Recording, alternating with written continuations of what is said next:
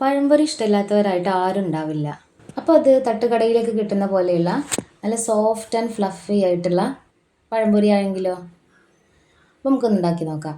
അപ്പോൾ അതിന് വേണ്ടിയിട്ട് ഞാനിവിടെ 1.5 കപ്പ് മൈദ എടുത്തിട്ടുണ്ട്.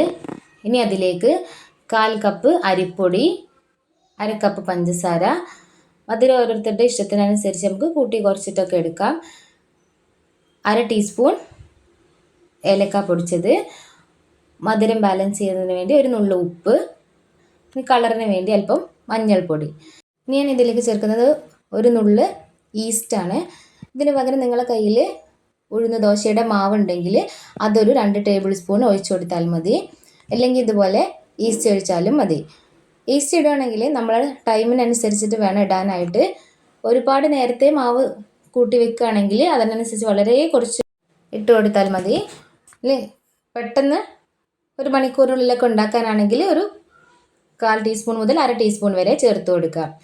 ഇതെല്ലാം കൂടെ നന്നായിട്ട് മിക്സ് ചെയ്തതിന് ശേഷം ഇതിലേക്ക് ചെറിയ ചൂടുവെള്ളം, അതായത് തണുപ്പ് ജസ്റ്റ് ഒന്ന് വിട്ടിട്ടുള്ള വെള്ളം വേണം എടുക്കാനായിട്ട്. ഒരുപാട് ചൂടാവരുത്. ഇത് ചേർത്ത് നന്നായിട്ടൊന്ന് മിക്സ് ചെയ്തിട്ടെടുക്കാം. കട്ടയൊന്നും ഇല്ലാതെ നല്ല ഫൈനായിട്ട് വേണം മിക്സ് ചെയ്തിട്ടെടുക്കാനായിട്ട്. ഇനി ഇത് 1-2 മണിക്കൂറിന് ശേഷം നമുക്ക് ഉണ്ടാക്കിയിട്ടെടുക്കാം. ഇപ്പോൾ നമ്മൾ മാവ് ചെറുതായിട്ടൊന്ന് പൊങ്ങി വന്നിട്ടുണ്ടാകും. ഒരുപാട് പൊങ്ങി വരരുത്.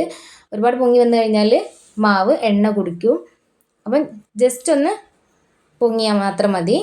ഇനി നമുക്കിത് പഴം നീളത്തിൽ കട്ട് ചെയ്തിട്ട് ഞാനിതിൻ്റെ നടുവിടെ മുറിച്ചിട്ടുണ്ട്.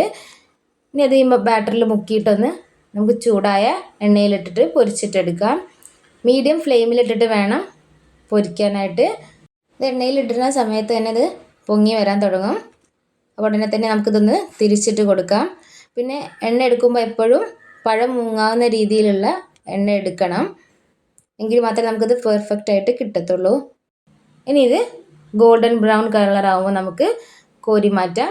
ഇനി ഇതിലേക്ക് നിങ്ങൾക്ക് ഇഷ്ടമുണ്ടെങ്കിൽ കരിഞ്ജീരകമൊക്കെ ചേർത്ത് കഴിഞ്ഞാൽ ആ ടേസ്റ്റ് ഇഷ്ടമുള്ളവർക്ക് അതുകൂടെ ചേർത്ത് കൊടുക്കാം. ഞാനിപ്പോൾ ഇവിടെ ചേർക്കുന്നില്ല. അതിനൊരു പ്രത്യേക ഒരു ടേസ്റ്റാണ്. ഇത് പൊരിച്ചെടുക്കുമ്പോൾ തന്നെ നന്നായിട്ട് ഇങ്ങനെ പൊങ്ങി വന്നിട്ടുണ്ട്. കാണാൻ തന്നെ നല്ല അടിപൊളിയാണ്. കഴിക്കാൻ അതുപോലെ നല്ല ടേസ്റ്റാണ്. അപ്പോൾ ഇനി പഴംപൊരി ഉണ്ടാക്കുമ്പോൾ ഇതുപോലെ ഒന്ന് ട്രൈ ചെയ്ത് നോക്കൊണ്ടു.